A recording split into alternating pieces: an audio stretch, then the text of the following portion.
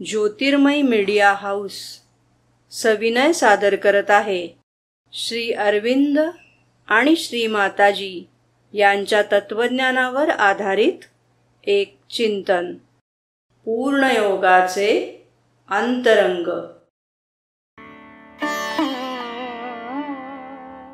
नमस्कार. आज आपण मानवी संबंधांच्या जगात जरा खोलवर जाणार आहोत. आपल्याकडे श्रीमाताजींचा एक लेख आहे, मानवी संबंधांचे स्वरूप. हो. तर त्या आधारावर आपण बघूया की ही नाती कशी, म्हणजे कोणत्या वेगवेगळ्या पातळ्यांवर जोडली जातात. अगदी. हा खूप महत्वाचा विषय आहे, नाही का? हो, नक्कीच. आपण नक्की का जोडले जातो इतरांशी, आणि हे आपल्या अस्तित्वाच्या कोणत्या भागांशी जोडलेलं आहे, यावर श्रीमाताजींनी खूप छान विचार मांडले आहेत. अच्छा. आणि आपलं वागणं कसं आहे यावर पण अवलंबून असतं की संबंध कसे राहतील. हो, म्हणजे त्यांनी काही वर्गीकरण केलंय का याचं, संबंधांचं? हो. त्यांनी व्यवहाराच्या, म्हणजे आपल्या वागण्याच्या 4 मुख्य पद्धती सांगितल्या आहेत. 4 पद्धती? शारीरिक, प्राणिक, आंतरात्मिक आणि मानसिक. आणि त्या म्हणतात की बहुतेक सगळी नाती या 4 प्रकारांमध्ये मोडतात. शारीरिक, प्राणिक म्हणजे कोणतंही नातं यापैकी एका प्रकारात येतं की मिक्स असतं? नाही, हेच महत्वाचं आहे. श्रीमाताजी म्हणतात की हे संबंध क्वचितच फक्त एकाच प्रकारचे असतात. अच्छा. सहसा काय होतं, यात अनेक पातळ्या एकत्र येतात. म्हणजे मिश्रण असतं एक प्रकारचं. कधी शारीरिक भाग जास्त महत्वाचा वाटतो, तर कधी भावनांचा म्हणजे प्राणिक, कधी विचारांचा. म्हणजे असं फिक्स नाहीये की हे नातं फक्त याच प्रकारचं आहे? अजिबात नाही. आणि गंमत म्हणजे हे नात्यानुसार बदलू पण शकतं किंवा एकाच वेळी अनेक पातळ्यांवर असू शकतं. बरं, मग पहिली पातळी शारीरिक, याबद्दल काय म्हणतात त्या? हे तर अगदी बेसिक वाटतंय. हो, शारीरिक म्हणजे फिजिकल. आता आपण सगळे शरीरधारी आहोत, नाही का? हो, अर्थातच. त्यामुळे शारीरिक भौतिक संपर्क तो तर गरजेचाच आहे, अटळ आहे. उदाहरणार्थ, ज्यांनी आपल्याला हे शरीर दिलं, म्हणजे आपले आई वडील, त्यांच्याशी आपलं नातं हे शारीरिक पातळीवरचं एक मुख्य उदाहरण आहे, रक्ताचं नातं. बरोबर. आणि याशिवाय काय आहे ना, सहवासातून निर्माण होणारे संबंध. सहवास म्हणजे शेजारी वगैरे? हो, शेजारी, प्रवासात भेटणारे लोक, रस्त्यावरची ओळख. ओके.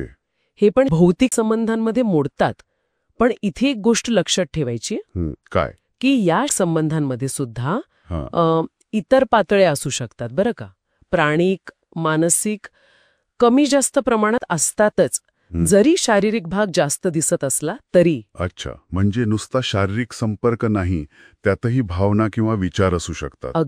अगदी बरोबर. मग दुसरी पातळी कोणती? प्राणिक. त्याचा काय अर्थ?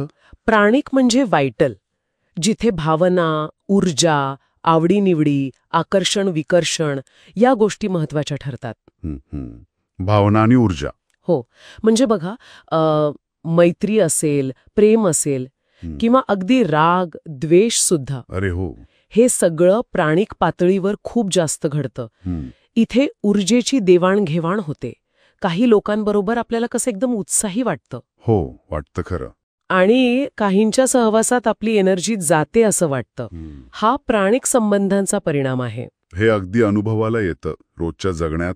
आता तिसरी पातळी, आंतरात्मिक, सायकिक, ही कशी वेगळी आहे? ही पातळी खोल आहे, खूप सूक्ष्म. खोल म्हणजे इथे 2 व्यक्तींमध्ये एक आंतरिक ओढ असते, एक सहज समज असते, सहानुभूती असते, जी भावना किंवा विचारांच्या पलीकडची असते.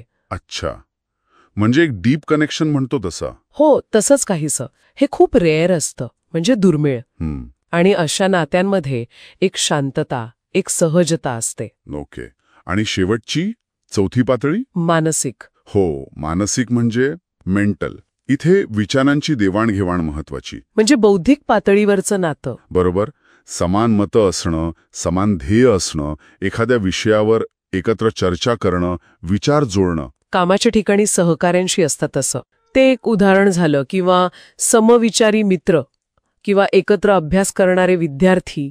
इथे एकमेकांच्या विचारांना, मतांना महत्त्व दिलं जातं. वा.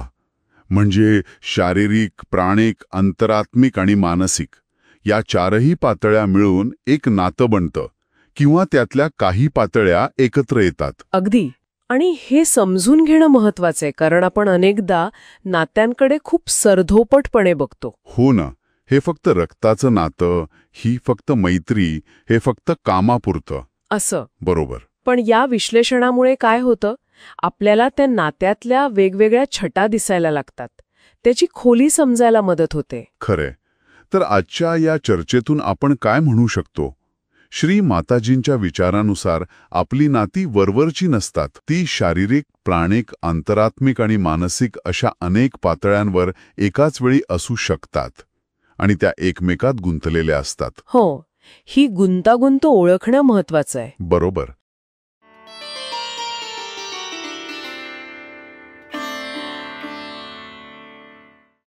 धन्यवाद.